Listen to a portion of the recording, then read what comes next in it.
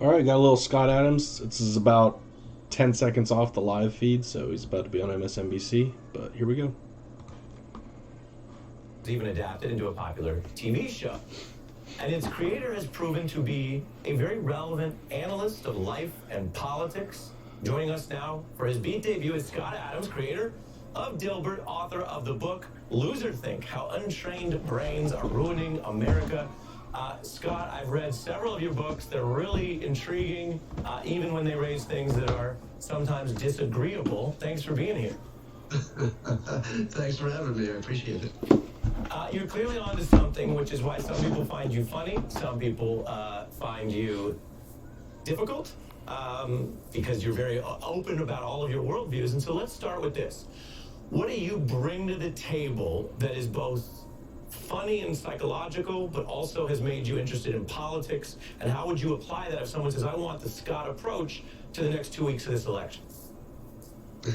Well, I have an unusual talent stack, as I like to call it, because I have a background in economics and an MBA, so I can look at things from a business perspective.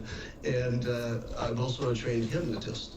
So the two ways that I look at things, the way I filter things, is through persuasion and through economics, and those two things are pretty strong tools for looking at reality.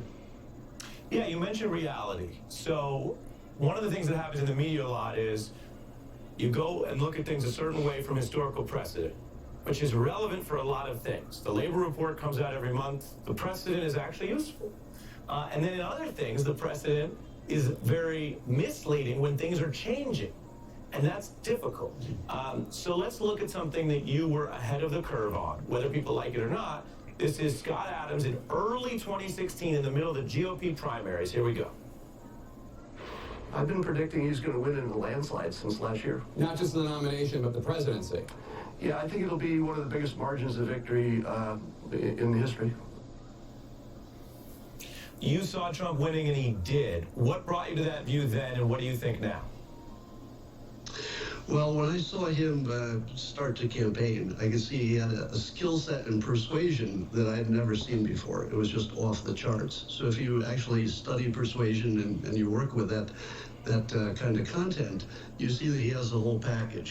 He talks in a visual way. He keeps things simple. He repeats. He can brand things. He can give you a nickname like the Low Energy Jeb, and it takes you right out of the race.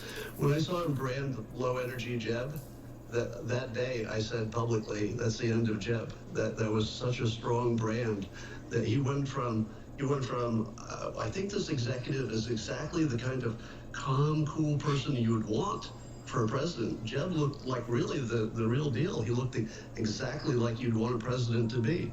And the moment Trump said he's low energy, that's all you could see. And it was over from that day on. And he could repeat that. What you're speaking about is the ability to persuade people, sometimes regardless of the underlying facts. We have a really extreme, almost ridiculous example of that, but I'm dying, having read your book, to see how you break it down, which is Trump getting people to cheer for something regardless of any underlying reason when the lights went out at a rally. Take a look. Put them in our jails. They didn't pay the electric bill. To put them, oh, I like that much better. Oh. No, get those lights off! Off! Turn them off, they're too bright, turn them off! Turn them off, let's go, ready? Turn off the lights! Turn off the lights! Turn off the lights, turn them off! The crowd is chanting something that's nonsensical. For any student of history, that's pretty scary if the person wants them to go have a mob mentality for any illicit end. When you see that, what's the persuasion tool, and are you ever concerned, oh, he can take everyone off a cliff? Well, I think there are, as I like to say, two different movies playing on the same screen. So the people who are supportive of the president see that, and it's just stand-up comedy. And I don't think they take any of it seriously. They don't take the lock 'em up. They don't take any of that seriously. And so they were just having fun. You could see that they were just responding to his mirth.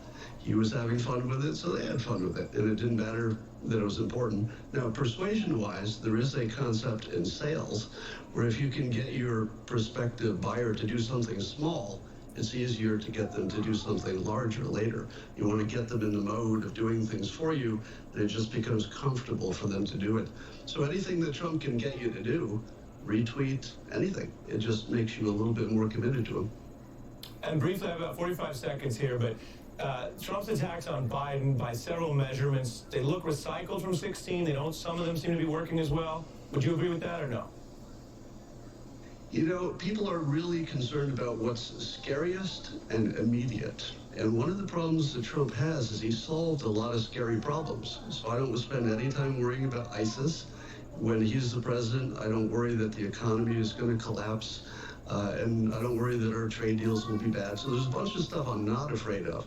But the coronavirus, you can't not think about it. It's just everywhere all the time. It's the ultimate scary thing. So if he loses, it would be because of the coronavirus. And it's because it's a fear that you can't get out of your head. And it's hard for him to distract you that much, because it would take a big distraction to make you not think of the coronavirus. All very interesting. I'm out of time. You see him winning or losing as of today?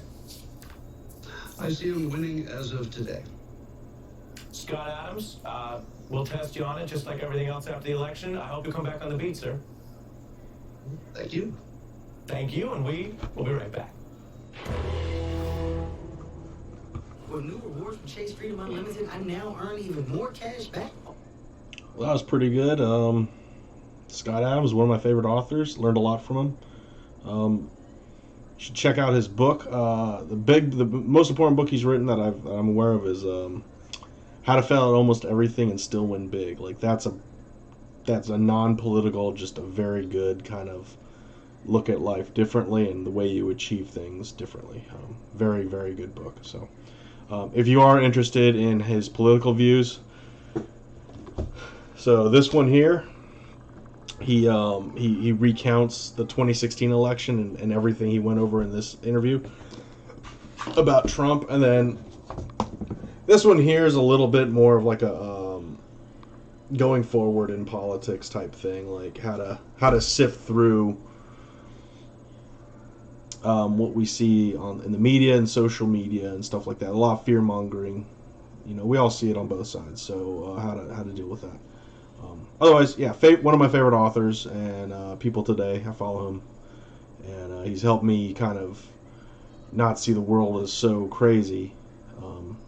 When you get to see the world and you're not that surprised by a lot of stuff, that's probably a good thing. So he talks about prediction is a indication of intelligence. He's able to predict a lot of things, and he teaches you kind of how to be able to see the world for what it is through his filter and be able to predict kind of outcomes. So it's very interesting. But we'll see. We have an election coming up. It'll be interesting to see how that turns out. See you later.